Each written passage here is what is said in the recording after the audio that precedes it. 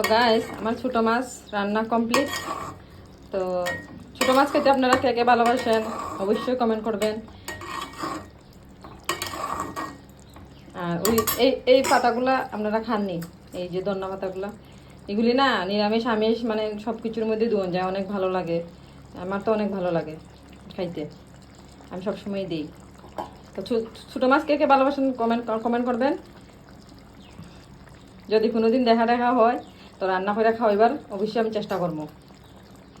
তো সবাই ভালো থাকবেন, সুস্থ থাকবেন, ধন্যবাদ।